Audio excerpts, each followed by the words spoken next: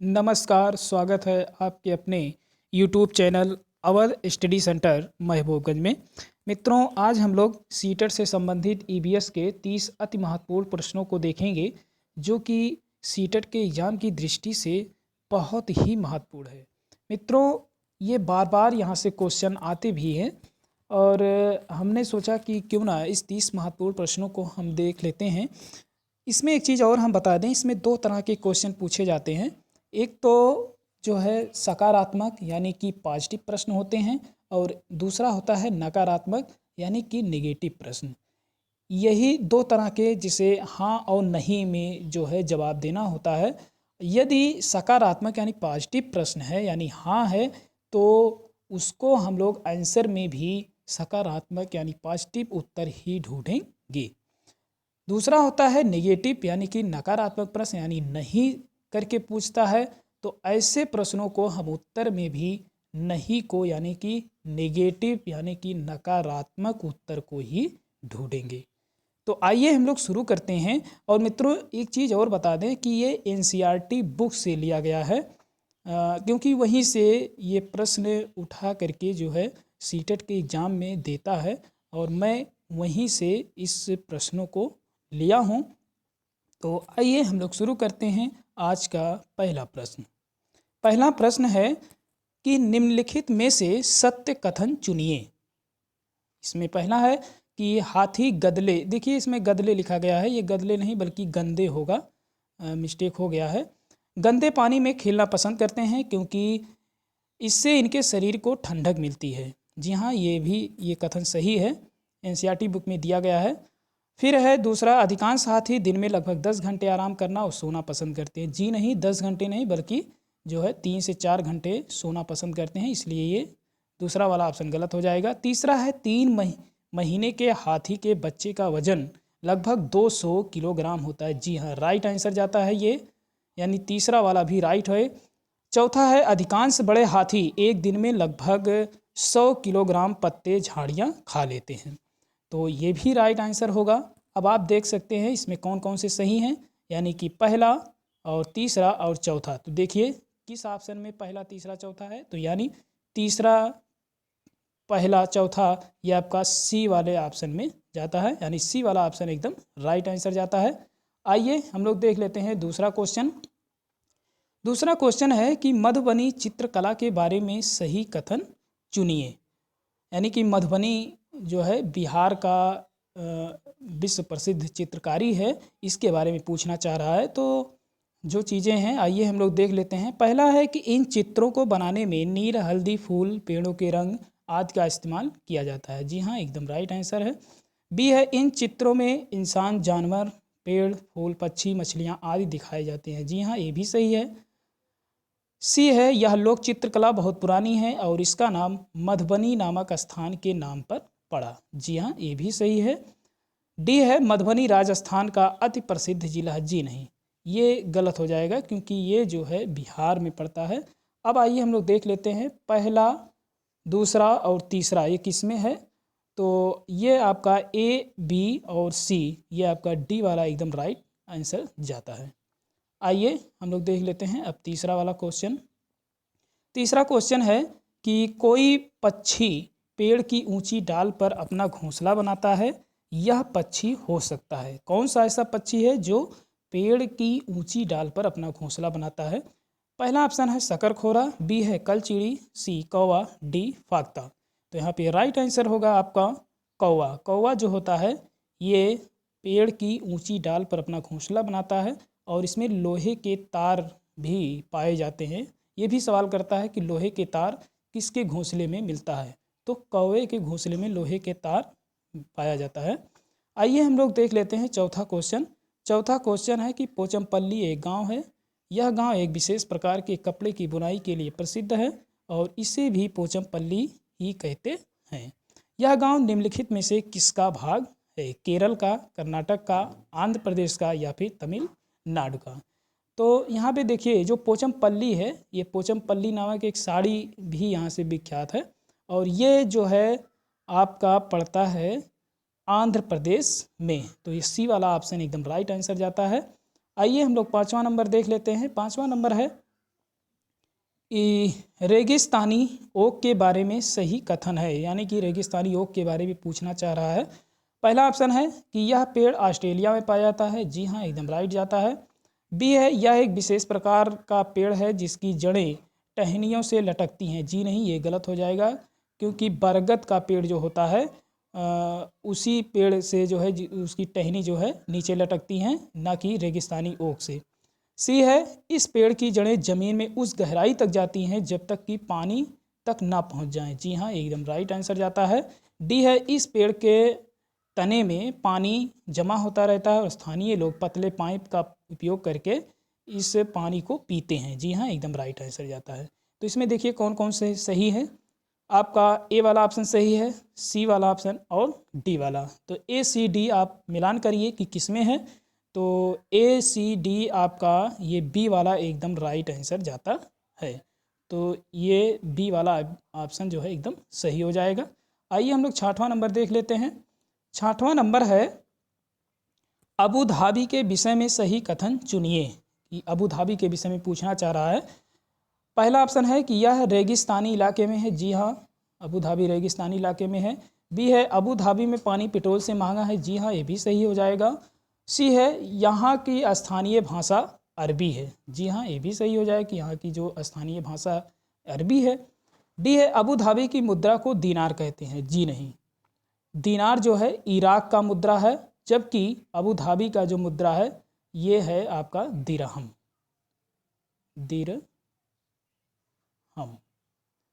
और जो ये दिनार है ये जो है आपका इराक का है। तो इसमें देखिए कौन कौन से ऑप्शन सही हैं, पहला दूसरा और तीसरा, यानी ए बी और सी। तो ए बी सी आप मिलान करिए किस में है, यानी कि डी वाला ऑप्शन एकदम राइट जाता है अबू धाबी के बारे में। आइए अब हम लोग देख लेते हैं 7वां नंबर। 7वां नंबर है कुछ जानवर रात में जागते हैं, ये जानवर हर चीज़ को, देखिए यहाँ पे चीत लिखा हुआ है ये गलत है, ये आपका चीज़ हो जाएगा, चीज़ यानी कि हर चीज़ को जिन रंगों में देखते हैं वह हैं। कौन कौन से हैं, ऑप्शन है पहला बैगनी और नीला, दूसरा है हरा और पीला, सी है काला और सफ़ेद, डी वाला ऑप्शन है लाल और सतरंगी। तो इसमें देखिए ये काफ़ी बार ये क्वेश्चन पूछा भी जाता है, इसको आईएमपी कर लीजिएगा दोस्तों। ये आपका सही ऑप्शन जो है सी वाला ऑप्शन है, ये हर चीज़ को जो जानवर देखते हैं ये काले और सफ़ेद में देखते हैं। आइए आगे 7वां नंबर हम लोग देख लेते हैं। सॉरी ये 8वां नंबर है, निम्नलिखित में से कौन बीज नहीं है। इसमें ये पूछना चाह रहा है कि निम्नलिखित में से कौन बीज नहीं है। तो इसमें देखिएगा ऑप्शन है गेहूँ, काली मिर्च, साबुन दाना या फिर सौंफ। तो इसमें जो साबुन दाना है ये जो है बीज नहीं है, बाकी सब बीज हैं, गेहूँ भी बीज है, काली मिर्च भी बीज है, सौंफ भी आपका बीज है। आइए 9वां नंबर हम लोग देख लेते हैं। 9वां नंबर है, 9वें नंबर के बारे में पूछ रहा कि मृत सागर क्या है। मृत सागर जो है क्या है, ऐसा सागर जिसका पानी जहरीला होता है, जी नहीं मृत सागर का मतलब ये नहीं कि जहरीला हो जाएगा, ये गलत है। बी वाला ऑप्शन है कि ऐसा सागर जो सभी महासागरों व सागरों से ज़्यादा नमकीन है। सी है ऐसा सागर जिसमें ज्वार भाटे बहुत तीव्र गति से आते हैं। डी है ऐसा सागर जिसमें जहाज चलाना खतरनाक होते हैं, ये तो एकदम गलत हो जाएगा।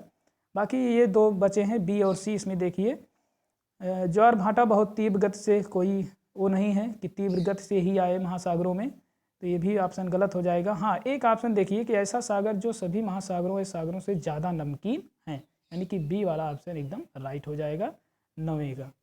आइए हम लोग 10वां नंबर देख लेते हैं। 10वां नंबर है, देखिए इसमें मित्रों एक चीज़ और बता दें कि जो जितना बड़ा होता है वो उतना ही जो है सरल भी होता है। अब आप देख रहे होंगे कि ये क्वेश्चन बहुत देखने में बहुत लंबा लग रहा होगा, लेकिन ऐसा कुछ नहीं है दोस्तों, ये बहुत ही सरल है। तो आइए हम लोग इसके बारे में पढ़ लेते हैं। 10वां नंबर, कक्षा 3 के विद्यार्थी को भोजन का पाठ पढ़ाते समय अंजलि भोजन संबंधित आदतों में सांस्कृतिक क्षेत्रीय विविधता पर विशेष ध्यान देना चाहती है। नीचे दिए गए अधिगम अवसरों में किसके द्वारा विद्यार्थियों को वांछित जानकारी दी जा सकती है। कि सबसे बेटर जानकारी मिल सके। तो इसमें देखिएगा कि विभिन्न क्षेत्रों संस्कृतियों के भोजन को दर्शाने वाले चार्ट का उपयोग और उनकी व्याख्या करना। बी है विभिन्न क्षेत्रों संस्कृतियों के विद्यार्थियों से उनके घरों में खाए जाने वाले भोजन मंगाकर प्रदर्शित करना और सहपाठियों से सूचनाओं का आदान प्रदान करना। सी है पाठ्य पुस्तक में विभिन्न प्रकार के भोजनों के विषय में दी गई जानकारी की ओर विस्तृत व्याख्या करना। डी है किसी बाहरी भोजन बनाने वाली व्यावसायिक एजेंसी को आग्रह करके विभिन्न क्षेत्रों सांस्कृतिक भोजन का प्रदर्शन करना। ये तो डी वाला तो ऑप्शन एकदम पहले गलत हो जाएगा कि किसी बाहरी बनाने वाली व्यवसायिक क्यों, हम अपने बच्चों से ही कहेंगे।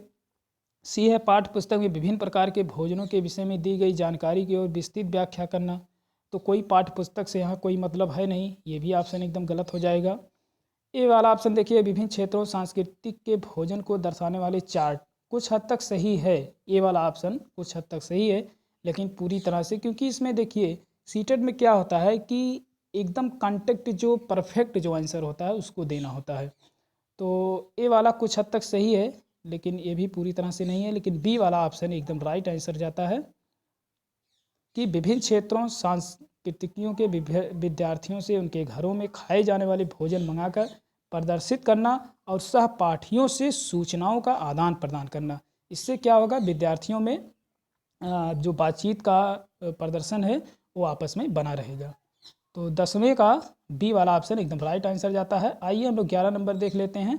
11 नंबर कह रहा है कि कक्षा 5 के विद्यार्थियों को पर्यावरणीय चिंताओं के बारे में पढ़ते प्रीति प्रदूषण पर अधिक बल देना चाहती है। वांछित उद्देश्य को प्राप्त करने के लिए नीचे दिए गए क्रियाकलापों में से कौन सर्वाधिक प्रभावी हो सकता है। यानी कक्षा 5 के विद्यार्थियों को पर्यावरणीय चिंताओं के बारे में पढ़ते समय प्रीति जो है प्रदूषण पर अधिक बल देना चाह रही है। तो आइए हम लोग देख लेते हैं। ऑप्शन है विद्यार्थियों से विभिन्न प्रकार के प्रदूषण को चार्ट बनवाकर, जी हाँ ये कुछ हद तक सही है। बी है विद्यार्थियों को शैक्षणिक भ्रमण ले जाकर किसी प्रदूषित नदी को, देखिए ये सही था, बी वाला ऑप्शन सही हो जाता, लेकिन यहाँ पे देखिए ये जो किसी प्रदूषित, किसी एक के बारे में पूछ लिया, तो किसी एक के बारे में नहीं, किसी प्रदूषित नदी को दिखाना चाह रहा है, तो इसलिए गलत हो जाएगा। सी है विद्यार्थियों से विभिन्न प्रकार के प्रदूषणों से संबंधित समूह परियोजनाओं पर कार्य करने के लिए कहना। ये सी वाला ऑप्शन एकदम राइट आंसर जाता है। डी है किसी विशेषज्ञ को नियंत्रित करके वायु, जल और ध्वनि प्रदूषण पर भाषण, तो किसी विशेषज्ञ की ज़रूरत तो नहीं है, इससे बच्चा क्या सीखेगा।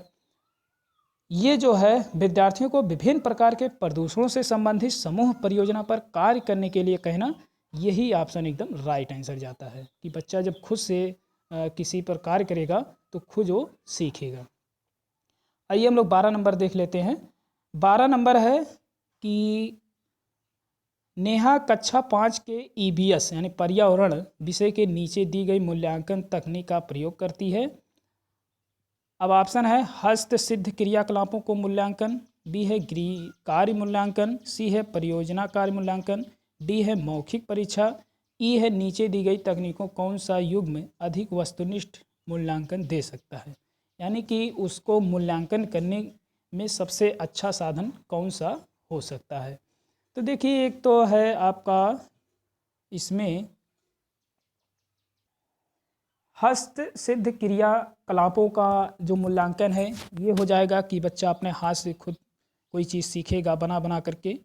गृह का मूल्यांकन, इससे कोई संबंध नहीं है, तो यहाँ पे ये चीज़ गलत हो जाएगा। परियोजना कार्य मूल्यांकन, ये भी इसमें कोई महत्वपूर्ण भूमिका, हाँ एक है डी वाला ऑप्शन कि मौखिक परीक्षा यानी बोल करके और अपने हाथों से क्रियाकलाप करके, ये 2 ऑप्शन आपके सही हो जाएंगे। तो इसका राइट आंसर जाता है आपका बी वाला ऑप्शन, यानी पहला और चौथा ये सही हो जाएगा। आइए अब हम लोग 13 नंबर देख लेते हैं। 13 नंबर है EVS यानी कि पर्यावरण में किसी अच्छे गृह कार्य को मुख्यतः किस पर केंद्रित होना चाहिए। पहला ऑप्शन है पुनरावृत्ति और प्रबलीकरण, बी है मास्टरी लर्निंग, सी है विस्तारित अधिगम के लिए चुनौतियों और उत्तेजना, डी है समय का सदुपयोग। तो यहाँ पे देखिएगा समय का सदुपयोग कुछ हद तक सही है लेकिन पूरी तरह से नहीं है, कि इससे जो है समय का सदुपयोग होगा। तो यहाँ पे ये भी ऑप्शन गलत है। मास्टरिंग लर्निंग मात्र लेक्चर देने से कुछ नहीं होगा। पुनरावृत्ति और प्रबलीकरण ये भी नहीं हो सकता। इसमें जो होगा सी वाला ऑप्शन एकदम राइट जाता है कि जो है विस्तारित अधिगम के लिए जो है चुनौतियाँ और उत्तेजना। ईबीएस में अच्छे कार्य जो मुख्यतः जो केंद्रित होंगे वो अधिगम से, यानी कि सीखने और सिखाने से जो बच्चों में जो चुनौतियाँ जो उत्तेजना जो उत्पन्न होगी उससे बच्चा अधिक सीखेगा। आइए हम लोग 14 नंबर देख लेते हैं। 14 नंबर है, शालिनी ने कक्षा 4 के विद्यार्थियों को विज्ञान केंद्र दिखाने के लिए शैक्षणिक भ्रमण की योजना बनाई है। नीचे दिए गया कौन सा सामान्य निर्देश इस भ्रमण के लिए अप्रासंगिक है। इसको जरूर ध्यान दीजिएगा कि इसमें अप्रासंगिक, प्रासंगिक नहीं पूछ रहा है, इसमें पूछ रहा है कि अप्रासंगिक, यानी कि नहीं पूछ रहा है। कहने का मतलब शैक्षिक भ्रमण की योजना जो बना रही है विद्यार्थियों के लिए विज्ञान केंद्र दिखाने के लिए, उसमें कौन अप्रासंगिक है, जो महत्वपूर्ण नहीं है, उसको हमको खोजना है, यानी निगेटिव प्रश्न। तो इसमें देखिएगा पहला ऑप्शन है प्रदर्शन के समय पानी शंकाओं के विषय में प्रश्न पूछना, ये तो आपका सकारात्मक यानी ये हो जाएगा। तो इसमें हमें निगेटिव प्रश्न पूछना है, ये भी सही है। बी है अपना दिन भर का पूरा बस्ता लेकर आना, ये गलत है। बिना मुझे सूचित किए कहीं नहीं जाना, तो आप अगर जो है टीचर को नहीं सूचित करेंगे तो आपको जाना नहीं है, इसलिए यहाँ पे ये सही हो जाएगा। अपने साथ पेन और नोट पैड ले जाना, ये भी सही है। अरे भाई कहीं आप घूमने जा रहे हैं तो पेन और नोट पैड को लेकर जाना, तभी तो आप कुछ कोई चीज़ लिख सकते हैं। यानी कि अप्रासंगिक, जो कथन सही नहीं है यही है आपका कि अपना दिन भर पूरा बस्ता लेकर। अरे भाई आप घूमने कहीं जा रहे हैं तो पूरे बस्ते से क्या मतलब है, इसीलिए यहाँ पे बी वाला ऑप्शन ये जो है गलत हो जाता है, यानी अप्रासंगिक है। आइए हम लोग 15 नंबर देख लेते हैं। 15 नंबर है कि प्राथमिक स्तर की कमी अच्छी ईबीएस पाठचर्या में होना चाहिए, यानी कि प्राथमिक स्तर की जो कमियां हैं वो अच्छे पर्यावरण पाठचर्या में होना चाहिए। तो क्या होना चाहिए, पाठ के अंत में अधिक अभ्यास प्रश्न सम्मिलित करना, फिर है अपने आसपास को खोजने के अवसर प्रदान करना, सी है संकल्पनाओं की विस्तृत व्याख्या पर अधिक एकाग्रता, डी है पदों के यथार्थ परिभाषा पर अधिक बल देना होता है। तो देखिए यहाँ परिभाषा से कोई मतलब है नहीं, तो यहाँ पे ये भी गलत हो जाएगा। संकल्पनाओं की विस्तृत व्याख्या ये कुछ हद तक सही है, लेकिन यदि खोजने के अवसर ना होते तो यहाँ पे ये भी गलत है। बी वाला ऑप्शन देखिएगा कि अपने आसपास को खोजने के अवसर प्रदान करना, तो जहाँ तक बच्चा खोज करके जो चीज़ें सम्मिलित करता है उससे पर्यावरण से संबंधित बहुत ज्ञान मिलता है, इसलिए बी वाला ऑप्शन एकदम राइट आंसर जाता है। आइए हम लोग 16 नंबर देख लेते हैं। 16 नंबर है प्राथमिक स्तर की ईबीएस पाठ्य पुस्तकों को कविताएं और कहानियां सम्मिलित करने का कारण है। क्या कारण है कि ईबीएस में जो है जो कविताएं हैं वो कहानियों के माध्यम से पढ़ाया जाए। ऑप्शन है विद्यार्थियों को साहित्यिक रुचि विकसित करना, जी नहीं, ये गलत हो जाएगा। साहित्यिक रुचि कहाँ इसमें विकसित होगा।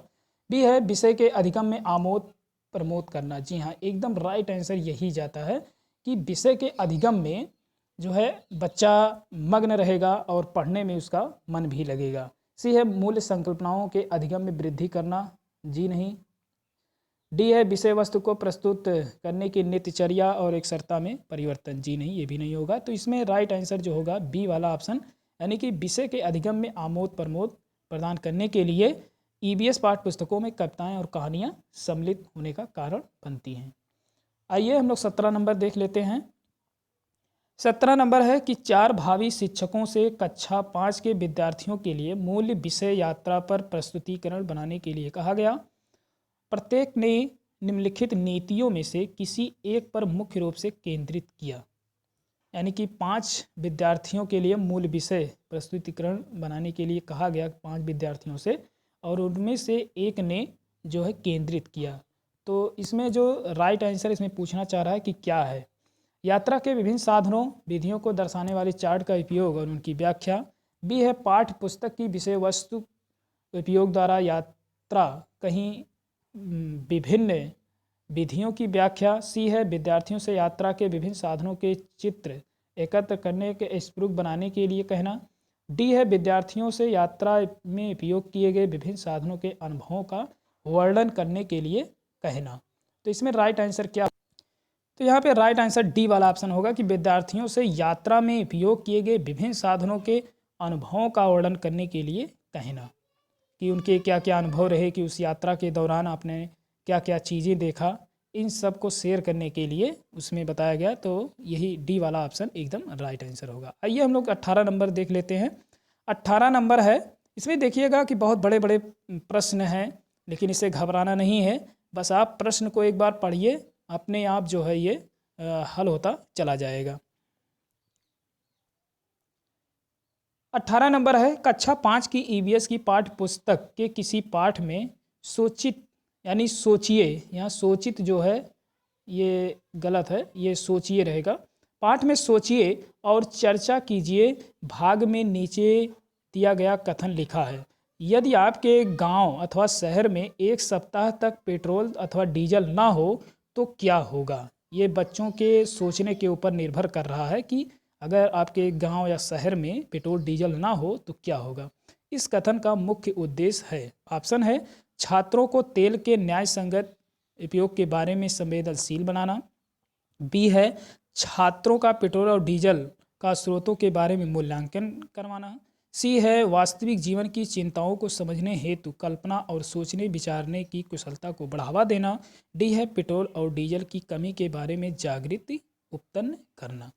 देखिए, अगर जहाँ तक बात है बच्चे, अगर बच्चे सोचते मात्र तो जो है बच्चे यही सोचते कि पेट्रोल और डीजल कमी हो रही है, इसके प्रति जागृत कैसे उत्पन्न किया जाए। लेकिन यहाँ पे एक टीचर उनकी सोच को जागृत करना चाहता है कि उनकी सोच क्या उसमें कर सकती है।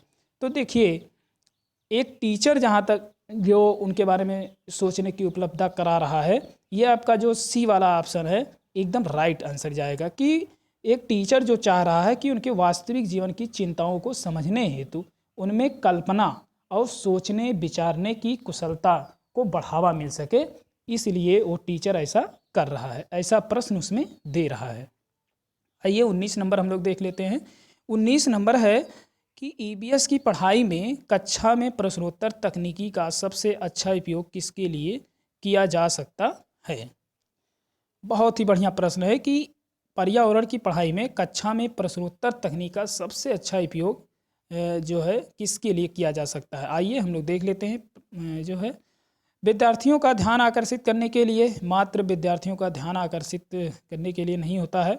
बी है शिक्षार्थियों में सीखने की जिज्ञासा उत्पन्न करने के लिए। तो यहाँ पे देखिए बी वाला ऑप्शन एकदम राइट आंसर जाता है। सी है प्रायोगिक कौशल को बढ़ावा देने के लिए। जी नहीं।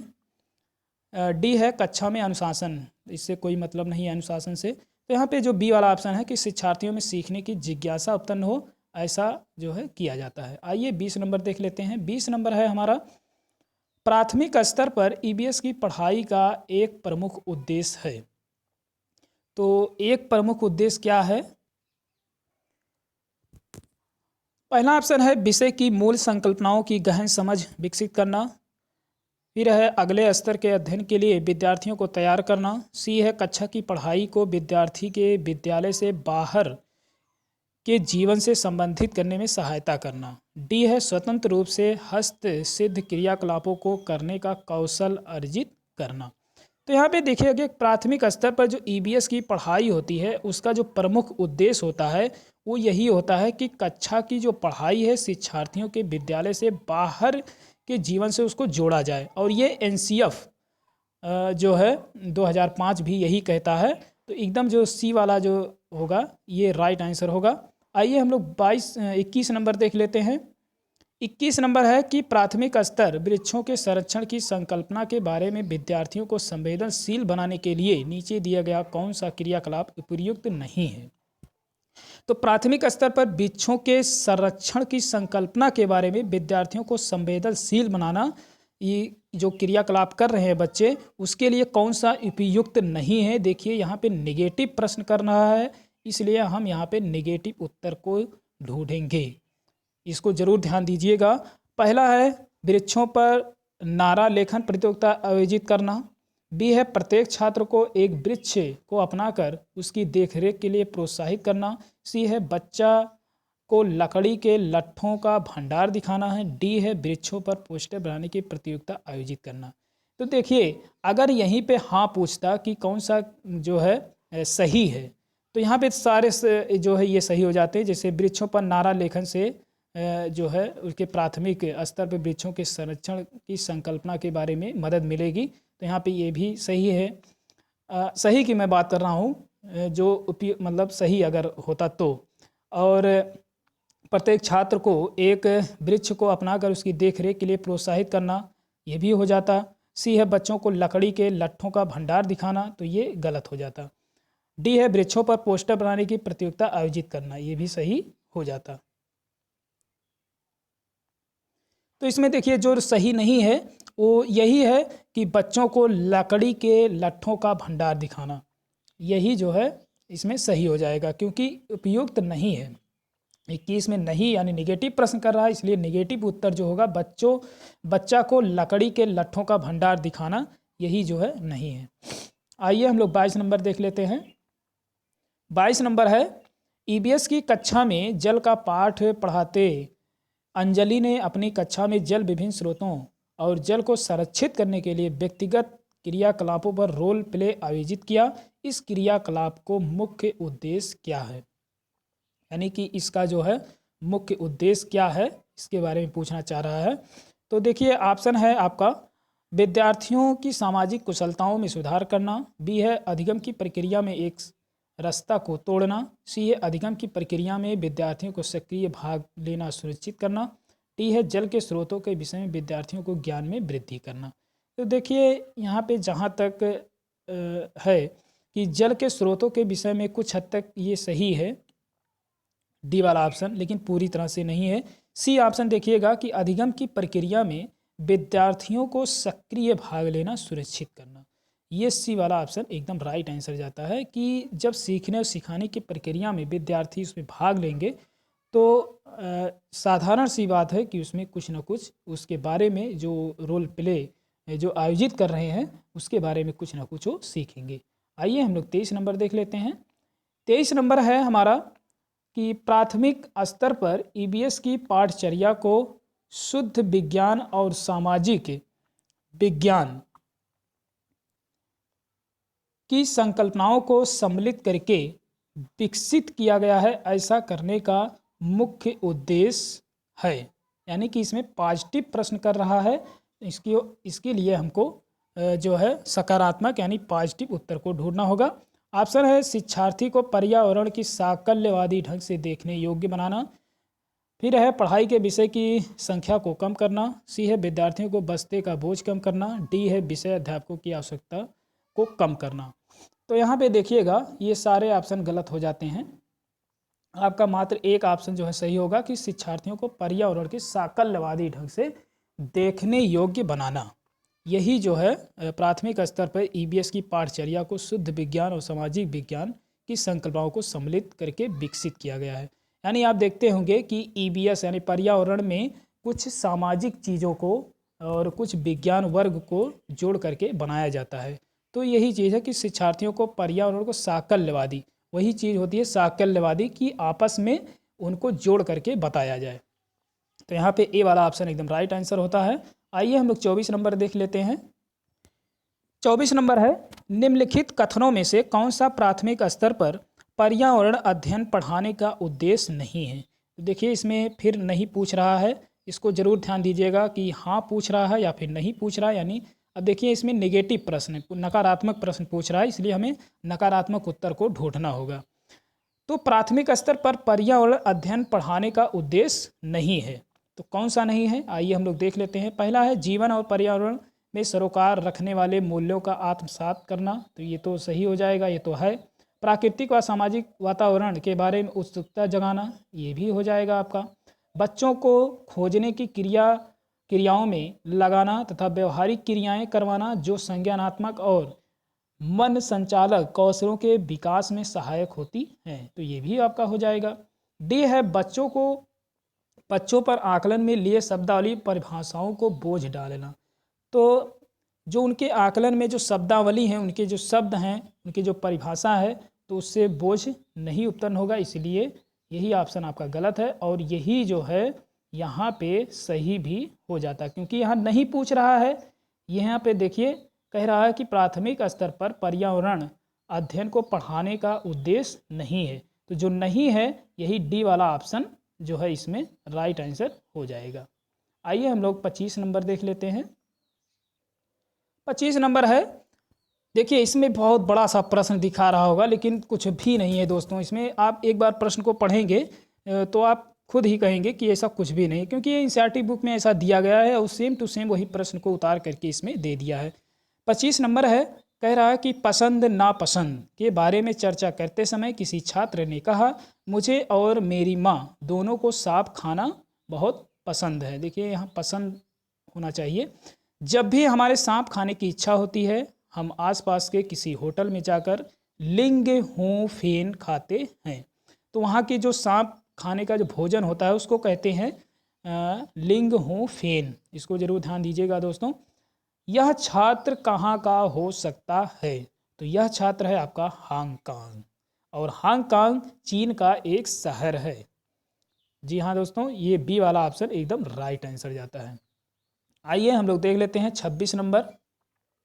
26 नंबर है, ब्रेन लिपि के बारे में नीचे दिए गए कथनों का अध्ययन कीजिए। पहला है, ब्रेल को मोटे कागज पर बिंदु बनाकर लिखा जाता है। जी हाँ, एकदम राइट आंसर है। दूसरा है, यह लिपि 8 बिंदुओं पर आधारित होती है। जी नहीं, ये गलत है, बल्कि ये कितने होते हैं? 6 बिंदुओं पर आधारित होती हैं।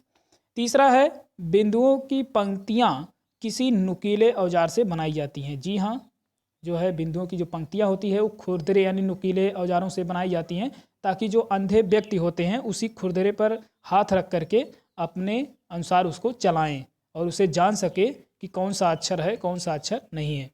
चौथा है, इसमें उभरे बिंदुओं पर हाथ फेर कर पढ़ा जाता है। जी हाँ, जो अभी हमने बताया कि उसी खुरदरी हाथ जो है चीज़ों पर अपना हाथ रख करके चलाते हैं जो अंधे व्यक्ति होते हैं, और उससे वो सीखते हैं। तो यहाँ पे ये भी सही हो जाता है। यानी अब देखिएगा, इसमें मात्र दूसरा गलत है, बाकी सब सही हैं। पहला, तीसरा और चौथा ऑप्शन में देखिए कहाँ पे है, तो ऑप्शन में है ए वाला ऑप्शन एकदम राइट जाता है कि पहला, तीसरा और चौथा। आइए हम लोग देख लेते हैं अगला।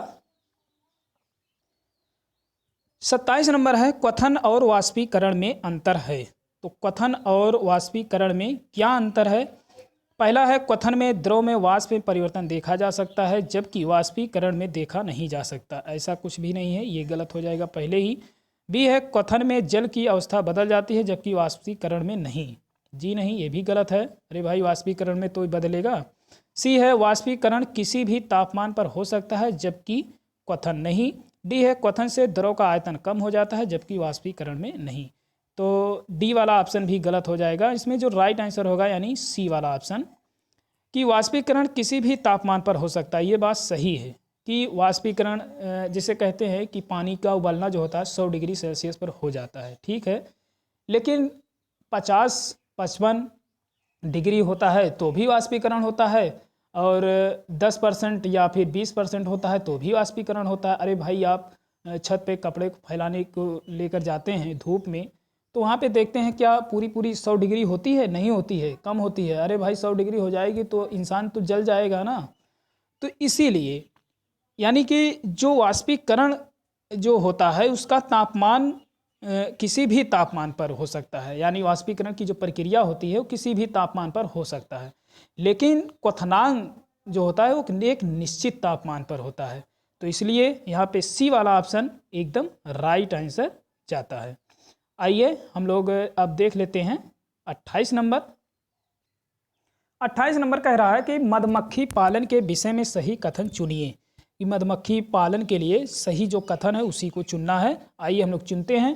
पहला है, मधुमक्खी पालन शुरू करने का सबसे अच्छा समय जनवरी से मार्च तक। जी नहीं, एकदम गलत है।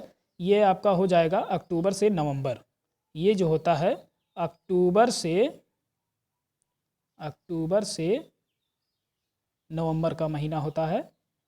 ये एनसीईआरटी बुक में ऐसा दिया गया है दोस्तों। फिर है लीची के फूल मधुमक्खियों को लुभाते हैं। तो यहाँ पे देखिए ये सही हो जाएगा आपका, और ये तो पहला गलत है क्योंकि अक्टूबर से नवंबर है और इसमें दिया है जनवरी से मार्च, इसलिए ये गलत है। तीसरा है मधुमक्खी पालने और उनके द्वारा उत्पादित शहद का भंडारण करने के लिए बक्सों की आवश्यकता होती है। जी हाँ, एकदम राइट आंसर है। चौथा है मधुमक्खियों के लिए मीठा घोल बनाने के लिए चीनी खरीदी जाती है। जी हाँ, एकदम राइट। तो इसमें देखिए कौन कौन से सही हैं, दूसरा, तीसरा और चौथा ऑप्शन में देखिए कहाँ पे है। तो सी वाला ऑप्शन एकदम राइट आंसर जाता है कि दूसरा, तीसरा और चौथा सही है। आइए हम लोग 29 नंबर देख लेते हैं। 29 नंबर है खाद्य संरक्षण के लिए निम्नलिखित में से कौन सा जोड़ा ठीक नहीं है। यहाँ पे देखिएगा दोस्तों कि कह रहा है कि कौन सा जोड़ा ठीक नहीं है, इसको जरूर ध्यान दीजिएगा दोस्तों। सीटेट के एग्जाम में यही दो तरह के प्रश्न इसमें पूछे जाते हैं, नहीं और हाँ, यानी सही है या फिर गलत है। तो इसको जरूर ध्यान दीजिएगा और उसी के नाते से ये प्रश्न जो है गड़बड़ हो जाता है और गलत हो जाता है। तो इसमें देखिएगा पहला आलू चिप्स, दूध पनीर, सेब जैम, कच्चा आम या फिर पनीर। देखिए आलू से चिप्स बनता है तो काफ़ी लंबे समय तक आप रख सकते हैं, कोई दिक्कत नहीं है। बी है दूध, दूध से पनीर तो बनाई जाती है लेकिन आप लंबे समय तक नहीं रख सकते हैं। सी है सेब से जैम बनाई जाती है, इसको भी लंबे समय तक आप रख सकते हैं। डी है कच्चा आम पनीर, यहाँ पे पनीर नहीं बल्कि जो है ये जो है अचार होना चाहिए, अचार। कच्चे आम से क्या बनता है, अचार बनता है। तो इसको भी आप लंबे समय तक रख सकते हैं, लेकिन यहाँ पे जो बी वाला ऑप्शन है यही आपका जो है सही हो जाएगा, क्योंकि इसमें कह रहा है कि कौन सा नहीं है, जोड़ा ठीक नहीं है। तो दूध से पनीर आप लंबे समय तक नहीं रख सकते हैं, क्योंकि 2 से 3-4 दिन हद है, क्योंकि नहीं तो ये ख़राब हो सकता है। इसलिए 29 का बी वाला ऑप्शन एकदम राइट आंसर जाता है। आइए हम लोग 30 नंबर देख लेते हैं। मित्रों ये वीडियो आप लोगों को कैसा लग रहा है कमेंट बॉक्स में उसे बताइएगा और अपने मित्रों को भी शेयर करिए। आइए हम लोग 30 नंबर देख लेते हैं। नीचे दी गई कौन कौन सी जानकारी एक आरक्षित रेल टिकट से प्राप्त की जा सकती है। ऑप्शन है टिकट बुक करने की तारीख और समय, यात्रा शुरू करने की तारीख और समय। ये सही है क्योंकि ये सब में होता है कि टिकट बुक करने की तारीख, समय और यात्रा शुरू करने की तारीख और समय होता है। बी है डिब्बे का नंबर, वर्थ का नंबर और किराया। जी हाँ, ये भी लिखा मिलता है। सी है यात्रा करने वाले का नाम, आयु और लिंग। जी नहीं, ये नहीं होता है। आप टिकट खरीदे होंगे, सफ़र कर ट्रेन में किए होंगे जो है, तो उसमें देखे होंगे तो यात्रा करने वाले का नाम नहीं होता है, या किस जाति समूह का है, आयु, लिंग, इसमें ऐसा कुछ नहीं होता है। डी है ट्रेन का नंबर और नाम व स्टेशन जहाँ से ट्रेन पकड़नी होती है, अंतिम स्टेशन का नाम। जी हाँ, ये भी होता है। उसमें जो है ट्रेन का नंबर होता है, नाम, स्टेशन जहाँ से आप पकड़े हैं और जहाँ जाना चाहते हैं उसका भी। तो इसमें देखिएगा मात्र सी वाला ऑप्शन गलत है, बाकी सब सही है। ए, बी, टी और ई, इसमें ऑप्शन में मिलाइएगा। इसमें दोस्तों एक चीज़ मिस्टेक हो गई है। हाँ, ई वाला ऑप्शन देखिए अंतिम स्टेशन पर पहुंचने की तारीख और समय। जी हाँ, ये भी सही है। तो इसमें देखिए ए, बी, डी और ई, ये आपके चारों सही हैं, यानी कि ए, बी, डी और ई। हालांकि ऑप्शन में नहीं दिया गया है, इसको अपने हिसाब से मैनेज कर लीजिएगा दोस्तों। तो ए, बी, डी और ई, ये आपके चारों इसमें सही हैं। तो मित्रों ये वीडियो आप लोगों को कैसा लगा कमेंट बॉक्स में अवश्य बताएं। मित्रों को भी शेयर करते रहें ताकि यहाँ से जो भी वीडियो उपलब्ध हो आप तक पहुँचे, और आपके द्वारा अपने मित्रों को भी भेजें ताकि उनको भी मिल सके ये वीडियो। तो मित्रों अगले वीडियो में हम एक नए चैप्टर के साथ, एक नए अध्याय के साथ पुनः उपस्थित होंगे। तब तक के लिए हमें अनुमति दीजिए। बहुत बहुत धन्यवाद।